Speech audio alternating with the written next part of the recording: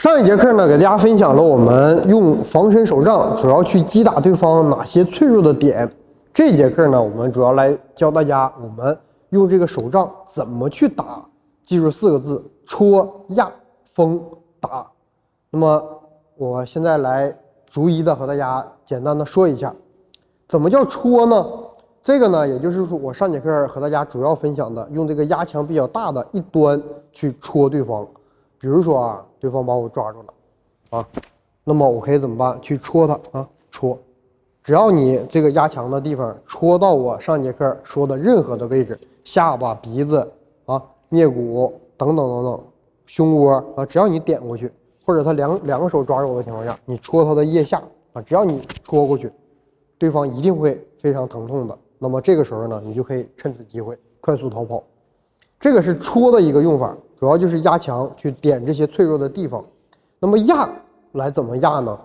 还是他抓住我的情况下，怎么去压啊？用一个杠杆的原理，你的右手呢，或者你的左手啊，相当于一个支点，然后用你的后边去压，看，哎，这样去压。那大家觉着可能这么压没有什么力气，其实不要力气，还是要压强。他抓住我的时候啊，那个手，他抓住我的时候啊，我在压的时候就是压他的手背，还有或者是手腕、腕关节的这个位置啊。只要这个时候去压过去，对方一定会特别疼痛的。去压，只要你把它压过去了，他到这个位置疼的不行的时候，他自然而然就松手了。那么封我们怎么来去实际应用呢？分2种。第一种啊，比如说对方拿武器的时候，拿这个小匕首的时候，这个时候对方如果说刺过来的情况下，那么我从上到下，这叫封过来啊，形成一个面儿。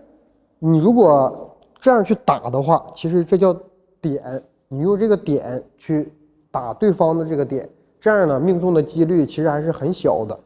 如果他这个速度来哈，我一下打住了，但实际上是怎么样呢？真正如果对方用匕首的话，他都会这个速度直接就过来捅你了。那么这个时候你再想着去把这个匕首给点住，很难。所以呢，我们要怎么办啊？用面儿的形式，如果对方过来砰，我用面儿的形式直接把它压下来，然后向上推过去，推哪儿还是那些脆弱的地方，过来啊，压下来，然后推啊，推这些眼睛、鼻子、颞骨、喉咙等等等等。那么这样呢，你的这个概率就会多很多。那么大家在封的过程之中啊，也要讲究一些策略。你可以向他身体的斜侧面，把你的身体躲开啊，来啊，可以这样去封，而不是我这样去封啊。这样的话，直接可能我受伤的几率也会大一些。还有怎么去理解这个封呢？比如说对方把我给抓住了，我可以怎么办啊？用这个锁技的方式把他的手封在里面。这个时候啊，当你向下压的时候，这个非常坚硬的地方硌在他的骨骼的位置，那么对方呢也是疼痛难忍，你依然可以把他制服在下面。所以呢，这个封我们既可以去封兵器，去封开对方，击打对方，也可以呢去把他的手绞在里面，把他的手封住，然后把他擒拿到下面，也是可以的。那么最后一点呢，就是我们的打。这个打，我之前说过啊，这个在他防身的时候，我们可以把它当成这个短棍一样的用法，不是说没有击打能力就不行了，在一定特定的情况下，也可以用它来打。怎么打呢？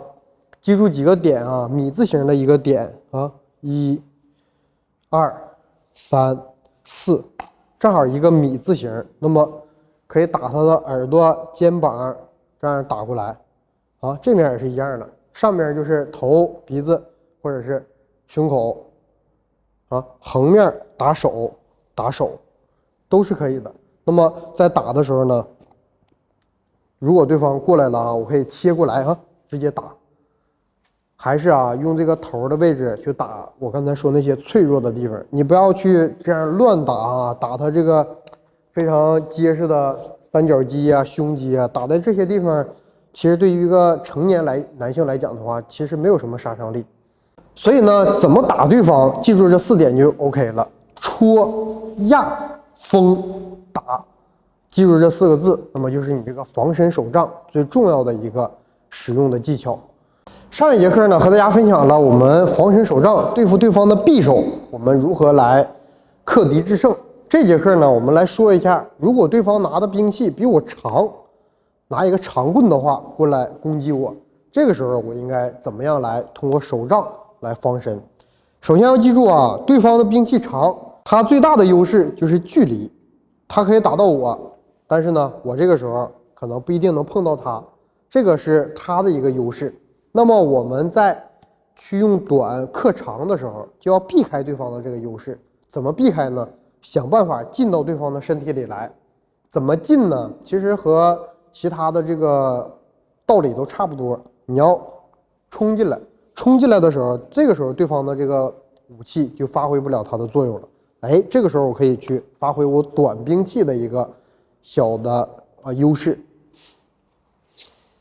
那么首先呢，我们来说对方这个劈打的一个时候，这个时候呢，其实我们这个小手杖的一个技巧呢，相当于什么？以前和大家分享过我们苗刀的这个推刀式，他在过来的时候啊，哎，我就要挡住的过程之中滑过来，你要是能滑到他手的这个位置啊，直接他的手就会承受这个压强而松开的。这个时候你可以直接戳击他。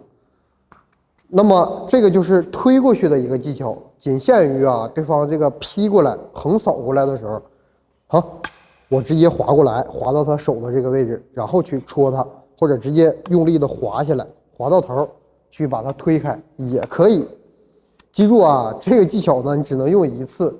对方过来了，你冲过来了，如果你不能把他给打趴下的话，他再来劈的时候，你可能就很难去滑过来，去再碰到他的手了。所以一定要记住，这个技巧不是你每一次都可以把它运用得上的。那么这是应对这种横扫的技巧的时候。那么如果对方就拿它控制距离，哎，我一过来他就戳击我的情况下，这个时候我们应该怎么办呢？注意，他在手中线，我们就要挤进去，破坏他的中线。怎么挤呢？还是啊，我在这个拿的过程之中呢，我的前手相当于支点，后手呢相当于杠杆的这一端。那么他控制距离的时候，哎，我如果想进去的话，怎么办啊？在你把他这个棍子拨开的过程之中啊，这只有一刹那啊，因为如果你想把它弹开的话，对方马上抽回来、抽回去，哎，他又会攻击过来你。所以呢，这一刹那是特别短暂的。你要抓住这一瞬间的时候啊，戳我啊！你要抓住一瞬间啊，马上进步进过来。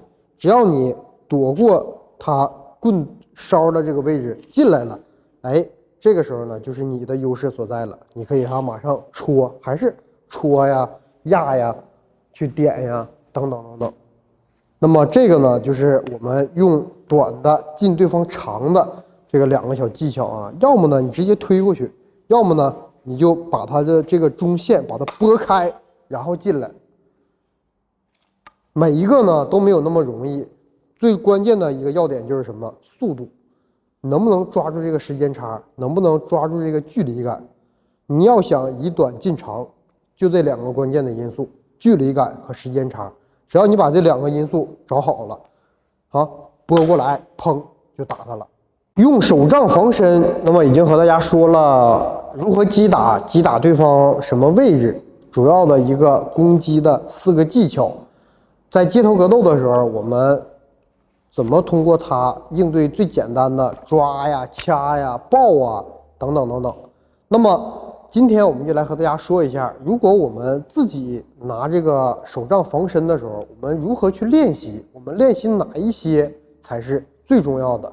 首先一点啊，大家一定要记住，就是你的反应能力。反应能力，无论是你拿不拿手杖防身，或者是你街头格斗的时候，它都是最重要的一个因素在里边。如果对方拿匕首、拿短棒、拿长棍的话，最重要的就是我们快速的把这个距离感、时间差把它找到，这个呢就是我们的反应能力。你能把这个反应能力做到非常完美的一个地方，那么你在任何的反击的时候都是非常不错的。那么第二点就是什么呢？就是我们的力量感。如果你拿这个武器，你打出去的这个力量不够的话，对方挡住了，或者啊，咱们再说的夸张点，把它夺过来了，那么你的这个武器对你产生不了任何帮助。大家知道武器是什么？自己手臂的延长，这个才是我们武器的一个重要的地方。本来你打它打不到，哎，我通过这个武器，我可以把它打到。